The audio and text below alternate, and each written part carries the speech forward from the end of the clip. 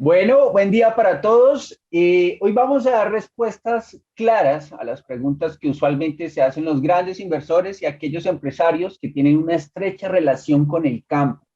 Bien puede ser en el agro o con el ganado. La dinámica del video de hoy consiste en tratar 6 ítems enfocándonos en la inversión de una planta de extrusado y prensado de soja. Es decir, para obtener espeler de soja y aceite de soja. Este video va enfocado para aquellas personas que están mirando otros horizontes, ¿sí? Que trabajan en el campo, que dicen, ok, ya llegué a mi punto más alto en cuanto a mi negocio actual y estoy buscando otros campos, otras opciones. Y pues tenemos acá al ingeniero Franco Pico para hablar de estos temas. ¿Qué más, ingeniero? ¿Cómo está? ¿Cómo andás, Javier? Buen día a vos y a todo el público. Bueno, perfecto. Entonces, hablamos de 6 ítems. El primero es objetivos de la inversión. El primer factor que influye en la seguridad de la inversión es el propio objetivo de la misma. Según los expertos, existen 3 posibles objetivos. Primero, el crecimiento a lo largo del tiempo del capital depositado en un determinado activo. También está la obtención de pagos periódicos de forma de renta y la protección del capital invertido inicialmente. De todos estos, ¿cuál cree usted, ingeniero, que es digamos, el objetivo de inversión en cuanto a una planta de speller o de aceite de soja? Bueno, la pregunta podría tener respuestas amplias. El productor, a la hora de invertir en este tipo de maquinarias, vos busca salir de un commodity, que en este caso es la soja, pero como ya hemos dicho en estos cursos, puede ser el maní, la colza, la chía, el algodón, varios productos. Y el primero es la diversificación y el autoabastecimiento, ya que lo más difícil, lo más complejo en este caso es hacerse de la materia prima, sobre todo en países donde no es muy popular el cultivo. En Argentina, Brasil, Paraguay no hay problema porque se encuentra fácilmente, son los principales productores a nivel mundial, junto con Estados Unidos, por lo cual lo primero es la diversificación y el autoabastecimiento y generar alimentos en cercanía. Es decir, la soja tal como está no puede ser consumida por el animal de manera directa, entonces el inversor de esta maquinaria se autoabastece del alimento, de la fuente proteica, que es la más cara y la más difícil de conseguir. Esos son los primeros objetivos de manera macro. Después, del punto de vista de recupero de la inversión, ahí sí se logra un recupero rápido, que varía entre 1 y 2 años, depende de cada país, pero son recuperos de inversión relativamente rápidos, debido a que son tecnologías que uno va de una pequeña escala, de 500 kilogramos la hora, y después va creciendo modularmente, por lo cual son empresas donde lo que cuesta es dar el primer salto, donde uno tiene que hacer el acopio, el transformador, la instalación, y empieza con 500 kilos, con 1000 kilos la hora, y después va ampliándose a medida que la demanda así lo quiere. Así que básicamente sería eso, diversificación, autoabastecimiento y un rápido recupero de la inversión en tecnologías que, lejos de tener una obsolescencia programada en el futuro, son inversiones que cada vez están más de moda porque cada vez las empresas y las primeras marcas buscan alimentos que no tengan contacto con solventes. Y en estos casos, estos alimentos no tienen contacto con solventes, así que desde el punto de vista del VAN, del valor actual neto y del punto de vista de un flujo de fondo, el futuro es aún más positivo. Ok, bueno, enfocándonos en el horizonte temporal, el segundo factor que influye en la seguridad de una inversión es el horizonte temporal que se plantea el inversor para recoger los frutos, a corto, medio o largo plazo. Se trata de un factor muy relacionado con el objetivo de la inversión y con el riesgo de la misma. ¿Usted considera que la inversión en una planta es a largo plazo o a mediano plazo? ¿Cuándo cree usted que, digamos, puede establecerse un equilibrio en una planta o en el negocio? No, son sin lugar a duda de corto plazo, menor a 2 años, y esto radica principalmente que uno en todo esto del valor agregado deja afuera la parte logística porque empieza a haber fletes cortos de 30, 50, 100 kilómetros y no llevar la soja al puerto. Obviamente que si uno es productor de la soja y a la vez tiene animales y consume el expeller, el recupero de la inversión se achica a 1 año. Si uno es un outsider del rubro, es decir, tiene que comprar la soja y tiene que salir a vender el expeller, le va a llevar un poco más de tiempo, pero va a estar siempre antes de los 4 años, por lo cual el recupero de inversiones de corto plazo, no generando efluentes, que eso es muy mirado hoy en día, donde uno en 400 metros cuadrados puede poner una planta, eh, teniendo la posibilidad de acceso a camiones y demás, lo que lo hace de inversiones bajas tanto en maquinaria como en espacio físico, en terreno, ¿no? Por lo cual me inclino a pensar que son inversiones de rápido recupero y de pagos rápidos, ¿no? ¿Tiene algún ejemplo relacionado con algún cliente, algún asesor, alguna empresa que ha asesorado? Sí, sí, gente que, por ejemplo, una de las plantas, la cual asesoro, tiene un criadero muy grande de cerdo, el cual arrancó para autoabastecerse y a medida que aprendió y demás, si bien fue creciendo el volumen de madres que tiene, también fueron creciendo los clientes debido a que, bueno, el mismo expeller que producía y le daba a sus animales, se los daba al resto, y bueno, una planta que no paró de crecer, actualmente estamos yendo no a 8 toneladas hora, y había arrancado con 1 tonelada hora de lunes a viernes. Y bueno, ahora vamos a ir a 8 toneladas de lunes a lunes y con una producción totalmente vendida. Es decir, son proyectos que normalmente lo que premia es el constante crecimiento, porque de boca a boca cada vez son más los jugadores que se van enterando, cada vez aparecen más mercados para los productos que se realizan, por lo cual los proyectos cada vez son más viables y más atractivos. Nunca pongas todos los huevos en la misma cesta. La palabra clave en este caso es la diversificación, es decir, repartir el importe de la inversión entre activos de distintas características para que una posible caída de uno de ellos pueda ser mitigada con la subida del resto. ¿A quién le puede interesar, digamos, para qué tipo de inversor, qué tipo de empresario puede ser esta opción de una planta o una aceitera? Digamos, ¿para quién le hablamos? ¿A quién le hablamos? De pronto hay personas que, digamos, están en su negocio, pero a veces ignoran, porque están dentro de su caja, de lo que conocen, y ignoran las ventajas y los beneficios de tener una planta de expeller o de aceite. ¿Para quién puede ser esta diversificación? Bueno, esa es una pregunta que de alguna manera resume parte del objetivo de una planta de expeller. Justamente sirve para diversificar.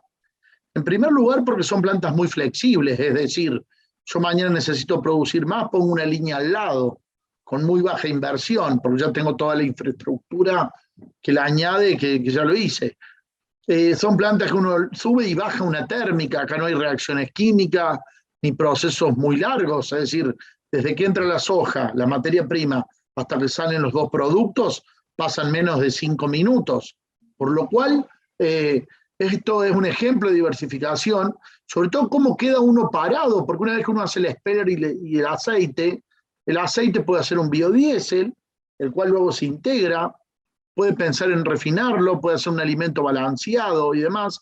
El expeller de soja puede dividirlo para consumo humano, consumo animal, por lo cual esto sirve para diversificar, pero una vez que uno tiene una planta de expeller de soja, aparecen un sinnúmero de nuevos potenciales rubros en los cuales uno puede ingresar, ¿no? Entonces, lo que son las energías renovables a partir del biodiesel, en lo que son las carnes de origen vegetal, como por ejemplo el texturizado de soja, el aislado proteico de soja, el concentrado proteico de soja, los quesos veganos. Entonces, y todo esto se logra a partir del expeller de soja, por lo cual esta planta nos deja listos para luego diversificar. Y en el peor de los casos, en los cuales digo, bueno, no tengo soja o no tengo toda la venta, uno apaga la térmica, lo que digo yo, bajo la térmica, apaga los motores y está teniendo solamente un operario por turno, por lo cual no son empresas de una nómina muy grande, la cual uno no tiene flexibilidad, tanto para el ingreso-egreso o para redireccionar ese recurso humano, que es lo más importante, como hemos hablado en los distintos talleres, a otro sector, porque hablamos de una sola persona, por lo cual la diversificación, la sustentabilidad y la seguridad que uno obtiene con una planta de expeller de soja hace de que sea uno de los primeros elementos a mirar. No por nada en Argentina, un país con muchos riesgos, muchos vaivenes, donde hoy las reglas de juego son una cosa, mañana cambian, hay más de 600 aceiteras de este estilo, porque justamente sirve para diversificar y sirve para pasar muchos momentos complejos de la economía. Ok. Algo que mencionó, ingeniero, que es importante hablarlo. Hay gente que, digamos, cuando hablan de plantas o de fábricas, se imaginan sí, el personal, se imaginan un mundo de personas, se imaginan talento calificado, pero acá la idea es tener una planta en lo posible autosustentable, digamos que no necesite tanto mantenimiento o cómo es. Digamos, expliquémosle esto a las personas porque hay, digamos, en el imaginario que uno de pronto se va a llenar de mucha gente o de muchos profesionales que a la final me van a tratar de confundir o sí, entonces expliquemos esa parte del talento humano en una planta.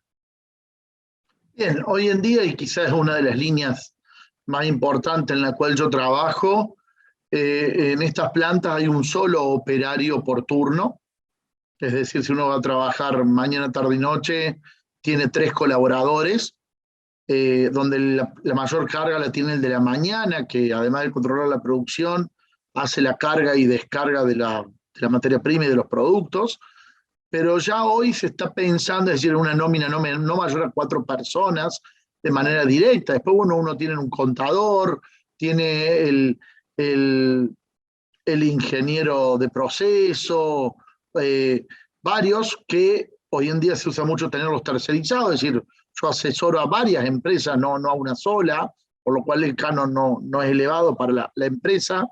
Y en lo que respecta a la nómina, ya estamos trabajando en algunos modelos a pequeña escala, pero vamos a instalar de acá a un tiempo una planta que ya no necesita de personal presente en la planta en el turno tarde y noche, solamente en el turno mañana, que descarga y carga los camiones, ya que está toda manejada por tecnología 4.0, que en caso de existir algún desvío, le llega la información al celular, a la persona que sí está de guardia, para que tome medidas, pero ya realmente hoy en día el recurso humano en esos turnos ya no es necesario por la tecnología y la simplicidad de los procesos. Y en otros casos, que es otra línea en la cual estamos trabajando, con generación de electricidad por parte solar y eólica, estamos viendo ya hacer módulos, son unos contenedores, los cuales se colocan en el campo, y es una planta que trabaja solamente cuando hay energía, pero ya no solo que no necesita de personal, sino que está desconectada a la red de energía eléctrica, ¿no? Que es autosustentable. Obviamente esto no es lo común de las plantas en las cuales proponemos y trabajamos, pero para que vean el futuro hacia dónde vamos, hacia plantas que no necesitan personal para que la misma esté trabajando durante 24 horas, sino en algunos horarios para hacer otras tareas, y que se autoabastecen también de lo que es la parte energética, que es el insumo más costoso en este tipo de plantas.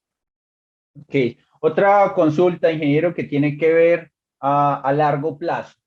Es mejor hacer una inversión grande en maquinaria y tratar de reducir en lo máximo el personal, o es mejor pagar más manos y tener unas máquinas que no son como tan tecnológicas y que no nos facilitan tanto el trabajo. ¿Cuál sería, digamos, el ideal ahí? ¿Cuál sería el equilibrio? ¿Cuál sería el mejor de los mundos?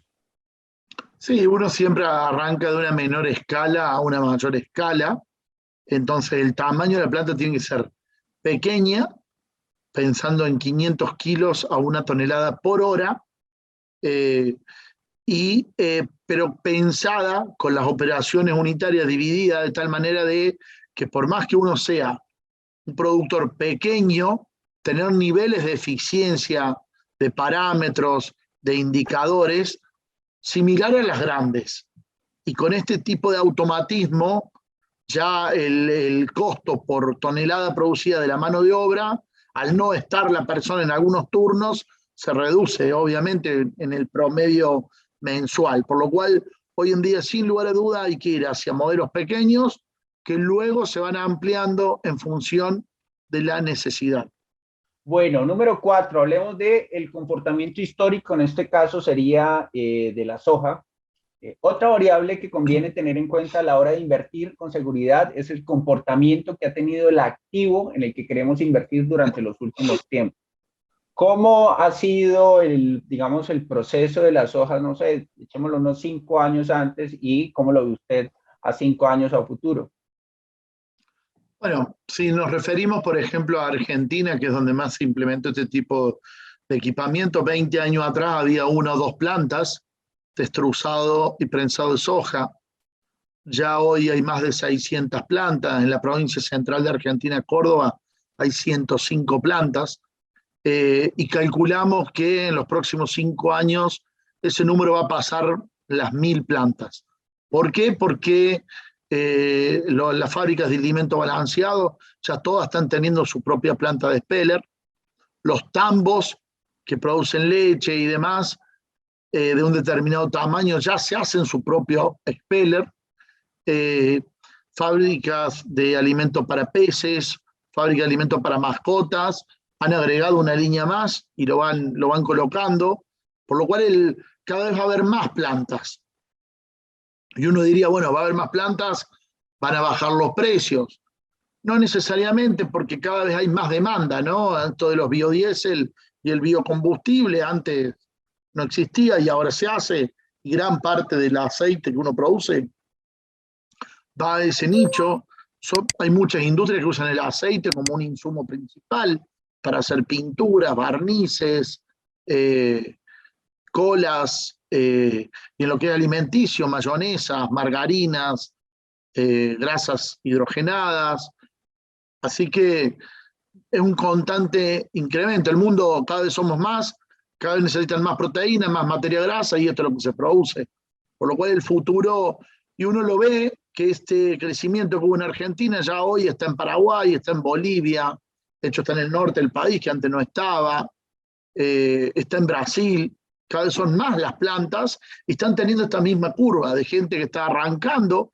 Quizás ya empiezan con 4 toneladas hora porque ya son grandes productores y van dejando de crecer la tecnología a la cual esto sustituye, que son las plantas de extracción de aceite por solvente, que usan hexano, que contaminan el medio ambiente, que hace falta una inversión 100 veces mayor a la que proponemos en este proyecto, que necesitan un mínimo de 1.000 toneladas por día para ser viable y eficiente en lo que es la economía de escala. Eso significa 1.000 toneladas, son más de 30 camiones por día, plantas que no paran, por lo cual uno tiene que tener el capital de trabajo para eso. Y bueno, esas plantas, las que están, solo van quedando las grandes, las medianas y chicas ya están bajando, y de hecho se están pasando esta tecnología, y ya las nuevas que se abren, si no se abren para más de 1.000 toneladas, de hecho en Argentina no se ha abierto en los últimos 10 años ninguna cuya molienda sea menor a las 10.000 toneladas, porque hay un tema de escala, donde estas plantas son más competitivas. Así que desde ese punto de vista no hay un gran crecimiento y hay una gran demanda y vamos sustituyendo a lo que es la obtención de la proteína usando solventes. Perfecto, ingeniero. Entonces, hay de dónde a futuro. Bueno, número 5. Esta, digamos, es la parte sincera y, digamos, que siempre cualquier proyecto financiero, cualquier tipo de negocio tiene, y es el riesgo, ¿sí?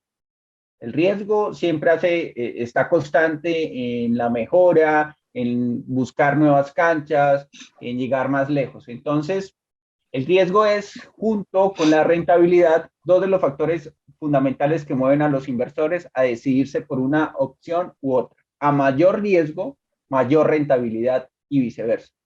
Hablemos del riesgo en este tipo de proyectos, ingeniero. Bueno, acá hay un riesgo que es el principal a la hora de ¿puedo o no puedo poner una planta de extrusado y prensado? Que es tener energía eléctrica en el campo, en la zona donde uno quiere montar la planta. Ha ocurrido, por eso es que hemos incursionado en lo que es la generación de energía eléctrica a través de paneles solares fotovoltaicos o energía eólica, lo cual nos permite trabajar entre 4 y 8 horas por día, ¿no? Porque necesitamos de la luz solar. Entonces, el primer riesgo que es el que uno hace, que entre o no al proyecto, es si voy a tener energía eléctrica trifásica, del orden de los 70 a 100 kilowatts kVA, para poder poner el proyecto. Porque muchas de las personas que me han consultado, hemos caído ahí en eso, o, che, bueno, mirá, la planta en vez de ponerla en donde yo quiero, que es entre medio de los campos de los distintos vecinos, la tenemos que poner en un parque industrial que se encuentra a 70 kilómetros, y ya ahí los números siguen siendo buenos, porque hoy en día hay una bonanza con el aceite, y en mayoría de los casos ellos ya son consumidores de la Speller, por lo cual o hacen el flete del Speller desde ese parque industrial a su campo, o le tienen que comprar a otro, por lo cual eso sigue estando, pero el principal riesgo acá es la energía. El segundo riesgo, que lo estamos trabajando desde ese punto de vista, pero es un riesgo que puede ser un factor crítico de éxito, no del riesgo del proyecto, es de que no se pueda hacer el proyecto. En eso, cada vez que me vienen a visitar, lo primero que le digo para no demorarlo es cómo estamos de energía, y muchas veces he tenido que terminar la reunión a los 20 minutos porque vimos que no lográbamos un mínimo necesario de energía, y bueno, eso hace la viabilidad del proyecto, ¿no? El segundo riesgo, repito, no en países como Argentina, Bolivia, Paraguay, Brasil, sino en otros países, es no tener toda la soja durante todo el año. Eso es real, porque bueno, si bien en un periodo se siembra, se cosecha, puede haber más o menos en función de la sequía del año y demás, pero hay una realidad que muchos productores la venden porque necesitan el dinero, y si bien la soja se generó en esa zona, después hay menos. Para lo cual nosotros siempre planteamos plantas multiespecie, que a uno le permite trabajar ciertos meses al año con soja, ciertos meses al año con girasol, otros años con cacahuate, o pueden hacerlo con algodón en función de la zona. Que la fuente principal de proteína es la soja, y la soja es lo que vas a trabajar, ¿no? Pero pensar en estos otros cultivos que suelen estar, ¿no? Es decir, en invierno, como está el trigo, también está la colza, y uno de ahí puede sacar aceite, de hecho saca mayor porcentaje de aceite. Por lo cual, el abastecimiento de la materia prima es el segundo gran riesgo a tener en cuenta. Por eso yo energía y materia prima. Todos los otros riesgos, si aumenta la soja, aumenta el Speller y el aceite, por lo cual en eso no habría grandes problemas. Demanda va a existir porque hablamos de productos alimenticios, por lo cual la gente puede dejar de ir de vacaciones, puede dejar de un montón de cosas, pero no va a dejar de consumir, lo mismo que los animales. Si uno dice, no, mira, con esta cultura basada en plantas, la verdad que va a haber menos animales. Bueno, si hay menos animales, va a ser en proporción con los seres humanos, pero no, la proteína la necesitamos y la consumiremos directamente de las plantas, y ahí es donde hasta vamos a tener más oportunidad. Obviamente quizás la planta esta destruzado y prensado, ya hay que prepararla desde el punto de vista de inocuidad para consumo humano, pero no deja de ser una oportunidad también. Por lo cual, para resumir, es energía en la etapa del proyecto y aprovisionamiento de la materia prima en determinados periodos del año en aquellos lugares donde no hay un excedente durante todo el año del insumo proteico y aceitoso, ¿no? En este caso de soja. Por eso pensar qué otros cultivos tenemos en el radio. Ok, ingeniero, perfecto. Bueno, vamos con el último ítem, que creo que prácticamente se ha respondido en los diferentes puntos anteriores, pero vamos a centrarnos en este específicamente. Liquidez.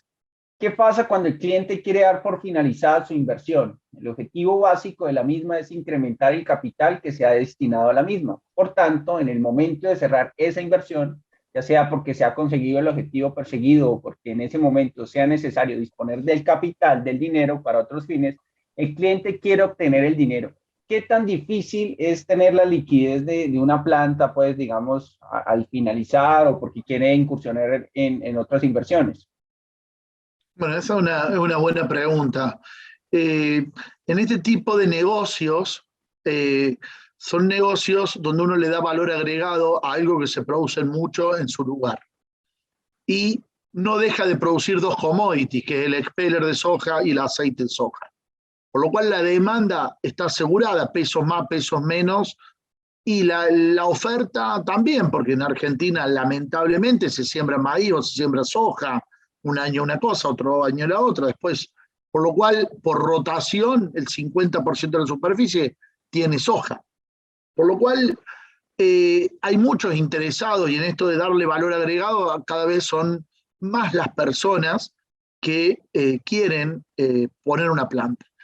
Y la realidad es que en Argentina, en Bolivia no tanto, en Paraguay tampoco, pero en Argentina si uno dice, tengo el dinero, quiero poner una planta, desde que pone el dinero hasta que está la planta, en promedio estás en un año, porque si no es el proveedor de equipo, es la energía eléctrica y demás. Así que, y eso ha hecho que haya una demanda muy grande de inversionistas que están apurados porque tienen el mercado, porque tienen la soja, de querer comprar las plantas y se han dado operaciones en las cuales, che, mirá, hacerlo te sale la mitad de eso. Sí, pero esto lo tengo ahora, por lo cual se toma. Entonces, hay un mercado de pases muy grande desde el punto de vista de que la planta que está o se alquila o se vende automáticamente.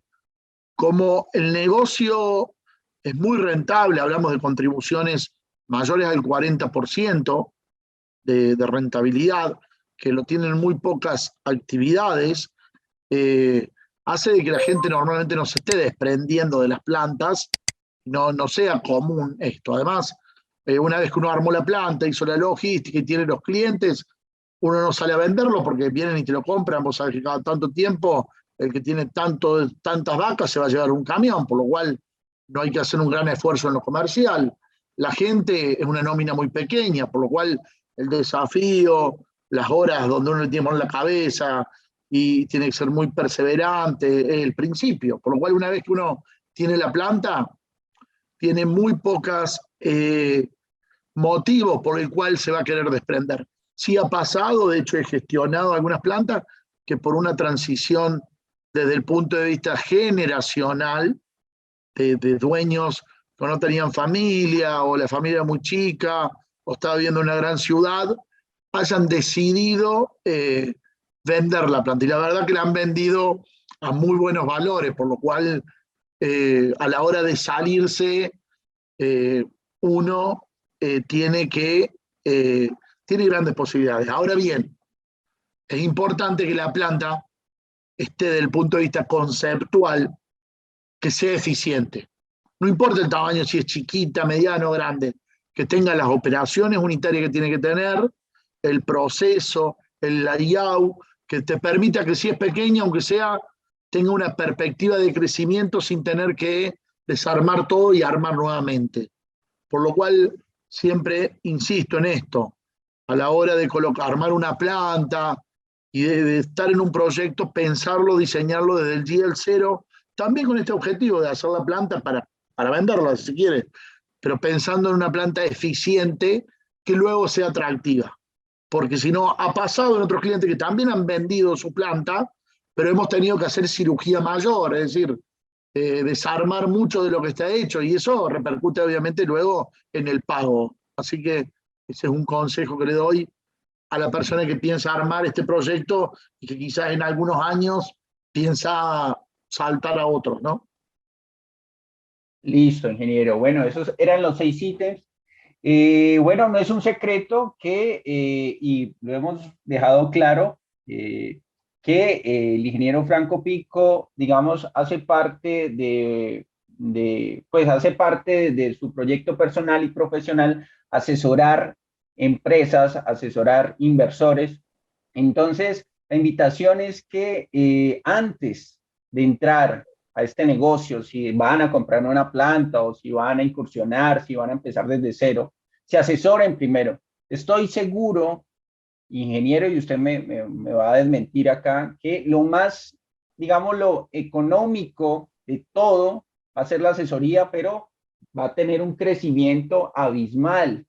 Digamos, la información, el tener la información, el tener una persona que nos acompañe, que nos diga, que nos asesore, que nos adapte ese proyecto a nuestra, digamos, entorno, es invaluable, ¿sí? Hay veces que nosotros arrancamos y decimos, no, vamos a ver qué vale la máquina, cuánto nos vale, qué espacio necesitamos, sí, pero, digamos, cada proyecto tiene su particularidad y acá nosotros ofrecemos esto, ofrecemos que el ingeniero pueda visitarlos, que pueda asesorarlos, que ustedes puedan hablar con el ingeniero, puedan aprender de las experiencias de otras plantas que él ha tenido la oportunidad de asesorar en su vida profesional. Entonces, ingeniero, ¿cuál es, digamos, la invitación a que, no sé, charlen con usted y lo inviten? Así es, Javier. Bueno, me ha pasado muchas veces y uno siempre cuando habla de estos temas, lo que dice, nos llaman los clientes y nos dicen, bueno, empecemos, vamos trabajando, hagamos algunas jornadas de manera virtual, que también lo hacemos y demás. Yo siempre no voy al lugar de los hechos, vemos qué tenés y hacemos un producto a medida, porque bueno, de las más de 20 plantas que he trabajado y he ayudado a crecer, a montar de cero o a hacer la reingeniería, que todas son distintas, todas hacen los mismos productos, especificación más o menos, pero cada una tiene algo distinto, algo que valora, algo que se adapta a la idiosincrasia del lugar, a la eficiencia. Es como, hay un montón de puntos, por lo cual no hay un genérico para decir, sí, ¿sabe qué? Compra estas máquinas, las coloca y listo. En función de la necesidad, se logra un proyecto para no comprar máquinas que no necesitan, porque ha pasado, y sobre todo para lograr tener una línea acorde a sus necesidades. Por eso yo siempre insisto que ya sea yo o otro profesional, siempre consulten al profesional, que es la mejor inversión que pueden hacer y ahorrar experiencia y ahorrar años en ese sentido. No hay que estar probando lo que otros ya probaron y ya han aprendido y aplican con eficiencia. Sí, en cuanto a los que ya tienen la planta y quieren optimizarla, también es una opción. El ingeniero hace la visita. Yo sé que hay personas que, digamos, son fieles y son fan de lo virtual, pero no hay nada, digamos, ustedes, y pasa mucho, que de pronto ustedes van por su planta y van todos los días y ustedes la ven normal, ustedes dicen, bueno, esto está bien, me parece que funciona, vendemos porque es un producto que se vende, que tiene salida, pero no hay nada como cuando llega un experto y nos hace la visita, ¿sí? Este experto no está contaminado, digamos, del día a día. Entonces, cuando llega, dice, hey, mira, que hay un defecto, hay que mejorar esto. Si vamos por nuevas canchas, si vamos por más ganancias, si vamos por más porcentaje de optimización, hay que mejorar esto, hay que mejorar esto. Obviamente nos va a sacar de la zona de confort, pero digamos, eso es lo que se busca, ¿no? Optimizar al final, ¿cierto, ingeniero? Así es, sí, sí.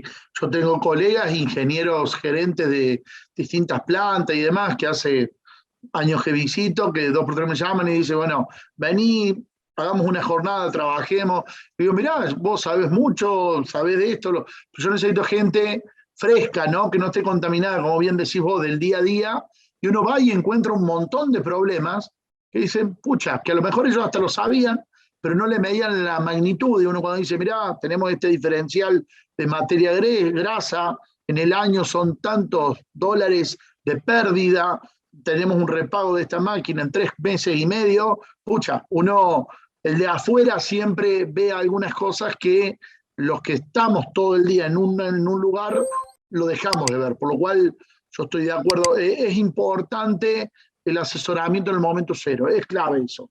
Ahora bien, si yo tengo una planta que ya hace ciertos años que vengo trabajando igual y demás, tengo que saber cómo estoy, tengo que saber cuáles son los indicadores de la industria. Algunos me han dicho, yo soy re eficiente, cuando le mido y le armo un tablero de control, que muchos no lo tienen, che, vos estás consumiendo un 25% más de energía eléctrica que la media de las plantas eficientes. Y ahí es donde se repara. Hoy en día, con eficiencia, con merma y rendimiento, las oportunidades son incalculables, por lo cual siempre es una buena oportunidad pegarle una mirada a nuestros procesos con la mejora continua, porque el resto mejora y si uno no mejora se queda atrás. En momentos tan buenos como esto, hasta el ineficiente gana dinero, pero yo siempre digo que los tiempos, los momentos más complejos llegan, por lo cual hay que buscar la eficiencia en estos momentos de bonanza para que cuando lleguen los momentos difíciles nos agarre con una planta bien eficiente. Bueno, para todo eso es necesaria la consultoría, ¿no? Bueno, si están interesados en una consultoría in situ, pues nada, en la parte de abajo, ahí está la información, pueden contactarse conmigo, nosotros sacamos una agenda, el ingeniero está dispuesto a ayudarles, puede abrir un espacio en su agenda con los diferentes, pues digamos, él mantiene viajando, pero digamos, siempre es posible, digamos, abrir un espacio en la agenda para que él pueda viajar y pueda ver y pueda lograr esa optimización en sus plantas. Entonces, pues nada, muchas gracias por vernos y nos vemos en un próximo video, ingeniero. Adiós, que tenga buen día.